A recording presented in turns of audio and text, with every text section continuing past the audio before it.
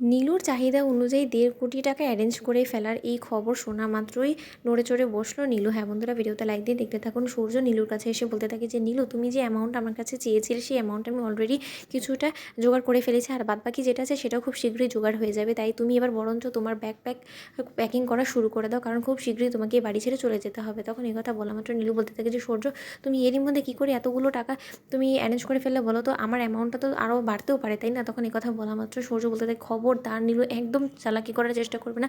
তুমি কিন্তু আমার অ্যাডভোকেট এবং তোমার অ্যাডভোকেটের সামনে তুমি এই কথাটা বলেছো যে তুমি তোমার ভবিষ্যৎ জীবনের জন্য আমার কাছ থেকে ১.৫ কোটি টাকার অ্যালমানি চাও। এরপরে যদি তুমি এই অ্যামাউন্টটা একটুও বাড়ানোর চেষ্টা করো তাহলে কিন্তু আমার কাছ থেকে খারাপ আর কেউ হবে না। এবার কিন্তু আমি তোমার বিরুদ্ধে ফ্রড কেস লাগিয়ে দিব, তুমি এই জিনিসটা মাথায় রেখো। তখন এই কথা বলা মাত্র নীলু বলতে থাকে, কেন সূর্য, আমার জীবনের কি কোনো মূল্য নেই নাকি? তুমি কি মনে করেছো? হ্যাঁ, আমি মানছি যে আমি কিছুদিন আগে ভেবেছিলাম যে হয়তো বা ১.৫ কোটি টাকা আমার ভবিষ্যৎ জীবনের জন্য যথেষ্ট হয়ে যাবে, কিন্তু এখন আমি ভেবেছি যে না, ১.৫ কোটি টাকা তো আমার জন্য এনাফ হবে না। কারণ যেখানে কিনা দিদিভাই ট্রিটমেন্টের জন্য অলরেডি ৫-৬ লাখ টাকা খরচ হয়ে গিয়েছে, এখন সেই ক্ষেত্রে যদি ভবিষ্যৎ জীবনে আমারও কোনো এরকম শারীরিক সমস্যা হয়, তখন আমি কী করবো বলো তো? আমাকে তো যথেষ্ট পরিমাণে ট্রিটমেন্ট করে বেঁচে থাকতে হবে, তাই না? কারণ বাঁচার অধিকার তো সবারই আছে।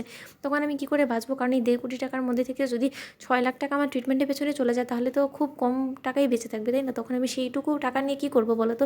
আমি কতদিনই বা চলতে পারবো? তার থেকে বরঞ্চ এটাই বেটার হবে যে তুমি তোমার কোনো একটা প্রপার্টি আমার নামে ট্রান্সফার করে দাও, তারপর আমি খুব সহজেই সিম্পলি সিগনেচার করে দেবো ডিভোর্স পেপারসে। তখন এই কথা শোনা মাত্র সূর্য অবাক হয়ে তাকিয়ে থাকে, বলতে থাকে যে তুমি কতটা লোভী হতে পারো নীলু? তুমি একের পর এক নিজের ডিমান্ড বাড়াচ্ছ, তাই না? তুমি কি মনে করেছো যে তুমি একের পর এক ডিমান্ড করে যাবে, আমি তোমার সকল ডিমান্ড মানতে বাধ্য?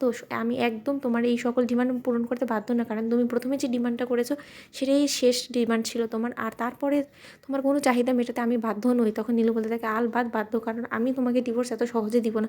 আমি তো তোমাকে সেকেন্ড অপশন দিয়েছি যে তুমি না হয় আমার সাথে সংসার করার জন্য রাজি হয়ে যাও, কিন্তু তাও তুমি করতে চাচ্ছ না। তাহলে এখন আমার ভবিষ্যৎ জীবনের সেফটির জন্য আমি তোমার কাছ থেকে একটা প্রপার্টি চাইতেই পারি। তখন এই কথা বলা মাত্র সূর্য বলতে থাকে, এতটাই কি সহজ নাকি নীলু? তুমি কি মনে করেছো যে তুমি কেস করার ভয় দেখাবে আমাকে, আমি অমনি ঘাবড়ে গিয়ে তোমার নামে টাকা তুলবো, পাশাপাশি তোমাকে প্রপার্টিও দিয়ে দিব? তো এটা কোনো মতেই হবে না নীলু। আর একটা কথা খুব ভালো করেই শুনে রাখো, তুমি আইনের সহায়তা নাও আর যা ইচ্ছে তাই করো না কেন, তোমার ওই অ্যাডভোকেট তোমাকে উস্কাচ্ছে, তাই না? এইসব বুদ্ধিগুলো দিচ্ছে, দিতে থাক। তুমি বরঞ্চ তোমার অ্যাডভোকেটকে বলে দিও যে এসে সূর্য আর কোনো রকম কোনো এক্সট্রা ডিমান্ড আমার পূরণ করবে না। তারপরেও যদি তোমার অ্যাডভোকেট এটা মনে করে থাকে যে না, সে যদি আমাকে ভয়ভীতি দেখায় তাহলে হয়তো আমি ঘাবড়ে গিয়ে তোমার নামে ট্রান্সফার করে দেবো আমার প্রপার্টি, তাহলে সেটা হওয়ার নয় নীলু। তুমি সেই আশাটা বরঞ্চ ছেড়ে দাও, আর তুমি যত তাড়াতাড়ি সম্ভব তোমার প্যাকিংটা শুরু করে দাও, কারণ তোমার কাউন্টডাউন বিগিনস হয়ে গিয়েছে। তখন কথা বলা মাত্র সূর্যের বৌদি বলতে থাকে যে নীলু, তুমি এত সহজে যদি ভালো কথা ভালোভাবে না বোঝো তাহলে কিন্তু খুব ঘুরিয়ে পেঁচিয়ে আমরাও বলতে পারি, কিন্তু তা না করে আমরা কিন্তু সোজাসুজি তোমার যা ডিমান্ড ছিল সেটা পূরণ করার চেষ্টা করছি। এখন ভালোই ভালোই সব কিছু মেনে নাও। তো বন্ধুরা, ভিডিওটি ভালো লাগলে লাইক, কমেন্ট, শেয়ার করে সাবস্ক্রাইব করতে ভুলো না।